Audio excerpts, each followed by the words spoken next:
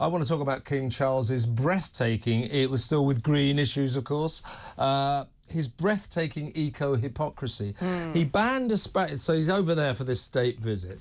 Big dinner at Versailles last night. I don't know why he bothered going to France. Most of the guests were British. Mick Jagger, Hugh Grant, you name it, they're all there. Why does Mick Jagger, why do they have to be there? I don't know. I mean, you know, they're just hangers-on, aren't they, really? Royal... what a random pair of jesters in the royal court. Royal crawlers. Anyway, Charles, at this banquet, he banned foie gras. I'm all for that. That's a cruel and disgusting... Oh, I love a bit of FG. I hate it.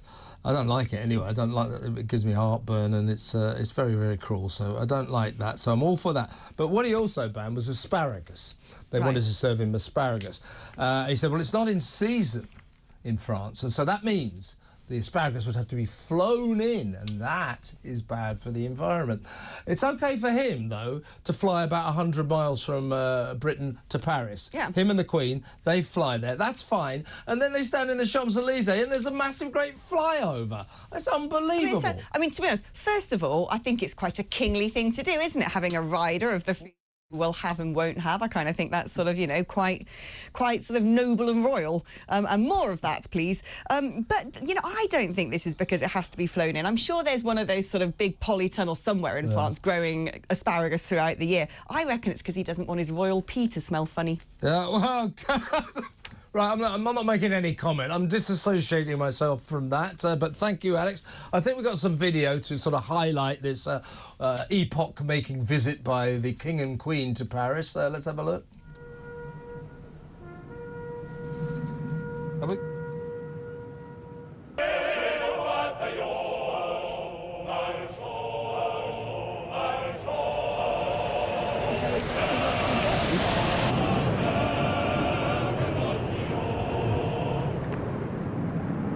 Well, that's good for the environment, isn't it? What do you think, those planes are full of asparagus or something? I'm sick of this hypocrisy. Oh, what's his name? Sadiq Khan, the London mayor, still in New York, lecturing everyone about a fairer, greener future, saying that he wants more powers so that he can impose more restrictions on drivers and so on and so forth. You know, he jetted over to New York to tell us all this. I've had enough, and I think everyone else has had enough. He's one of the worst, isn't he, actually, Sadiq Khan, when it comes to wanting to impose things on people. You know, I am Lord on high, I am the Mayor of London, I want to impose things on all these Londoners and cities around the world. I mean, it's just like, come on, get over it, short man syndrome. Tell us all what to do.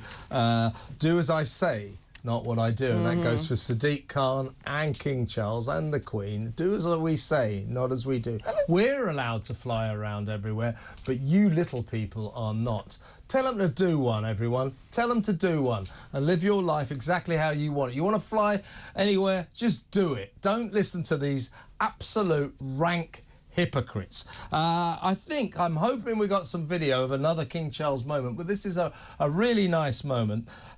He's out walking in the hills and the moors around Balmoral, and he bumps into a bunch of Scottish cyclists. Let's have a look at what happened at this extraordinary encounter. We do our best. Andrew's a minor celebrity in the mountain bike world. Really? Yeah. Not compared to you, sir. Not really on the mountain bike. So is this your summer vacation to Balmoral, is it? The weather was better. I know, it's typical. Yeah. That's amazing, isn't it? You're cycling around Scotland and you bump into the King, and I like him for that. I like the fact he goes out. I like him. Do you know, the more we see of Charles like this, you kind of realise that he's very approachable, isn't he? And he's quite witty. He likes a bit of humour. Yeah. Look, I loved the Queen so much, but she was an absolute stoic. You just got the occasional twinkle in her eye. You couldn't touch the Queen, hug the Queen, all the rest of it.